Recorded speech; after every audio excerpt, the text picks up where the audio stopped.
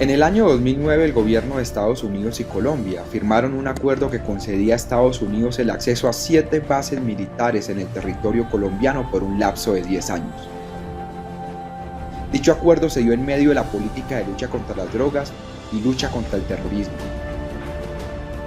Fue así cuando el entonces comandante de las fuerzas militares, Freddy Padilla de León, informó que tropas de Estados Unidos podrían usar las bases militares de Tolemaida, Larandia, Caquetá, Malambo, Palanquero, Apiay y las bases navales de Cartagena y el Pacífico para desarrollar sus operaciones.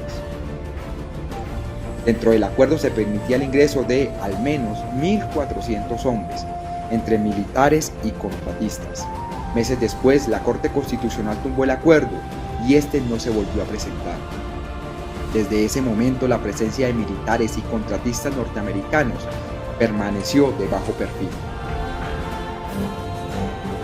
WOLA, una ONG en Estados Unidos, manifestó que una respuesta del Departamento de Estado a una investigación de 2010, la última vez que WOLA recibió números sólidos sobre la presencia militar y de contratistas de Estados Unidos en Colombia, mostró que durante la década del 2000 la cantidad del personal militar de Estados Unidos varió de un mínimo de 91 a un máximo de 563, sin contar las tropas norteamericanas que buscaban a los 3 contratistas secuestrados por las FARC. El debate se ha abierto nuevamente hace unos días, cuando la Embajada de los Estados Unidos en Colombia informó de la llegada de una brigada de las fuerzas SFAP, o Brigadas de Asistencia a Fuerzas de Seguridad del Comando Sur de Estados Unidos.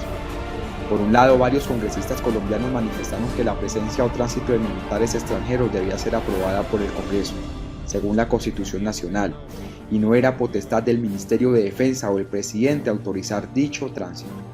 Otros manifestaron que era una ayuda más dada por el gobierno norteamericano y que no había gran novedad. También el Consejo de Estado, en las últimas horas, pidió un informe oficial sobre la llegada de dichas tropas. Además, manifestó que el tránsito de tropas extranjeras por el territorio nacional demanda la intervención de distintas autoridades del poder público, entre las que se encuentra el Consejo de Estado. Lo cierto es que Colombia sigue siendo una de las mayores misiones diplomáticas y de seguridad de Estados Unidos en el mundo. Se duda que la cifra haya disminuido significativamente de militares desde la década del 2000. Agregar 45, 50 o 53 más a ese total es notable, pero no estremecedor. Oriente Medio está al borde de un nuevo capítulo de una crisis política. La razón, el plan ambicioso del primer ministro israelí de la anexión de varios territorios en Cisjordania. Benjamín Netanyahu definió el 1 de julio como la fecha para extender la soberanía nacional a sus asentamientos en Cisjordania. El territorio está bajo ocupación desde 1967. Desde entonces, en la zona se han ido creando asentamientos judíos.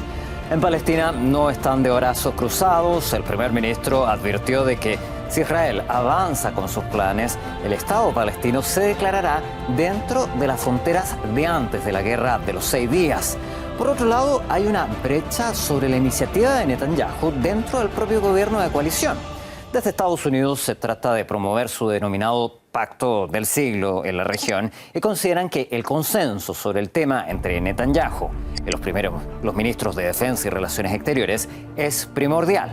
Al mismo tiempo, el apoyo de Washington de la anexión es clave para el Estado hebreo. Aunque el país norteamericano es un antiguo aliado de Israel, todavía no está claro si la Casa Blanca respalda los planes de Netanyahu. El secretario de Estado Mike Pompeo ya había dicho que se trata de una decisión israelí. Hemos hablado sobre el papel de Estados Unidos en este conflicto con el politólogo Arit Saidi Olaurtúa.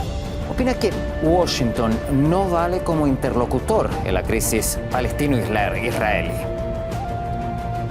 Estados Unidos, una vez más, en la teoría dice hacer una cosa y luego en la práctica pues lleva a cabo una muy diferente.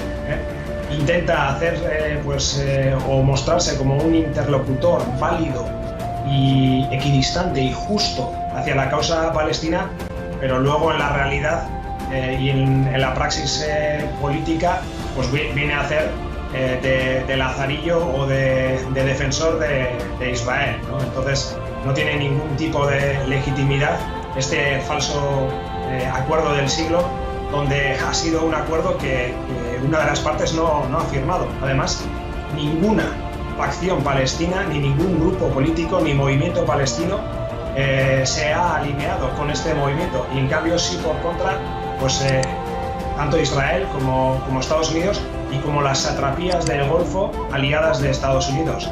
De ahí que bueno, pues, no valga Estados Unidos como un interlocutor válido en la causa palestina, y mucho menos en la situación de la anexión de territorios palestinos y la vuelta o no de refugiados a sus tierras históricas.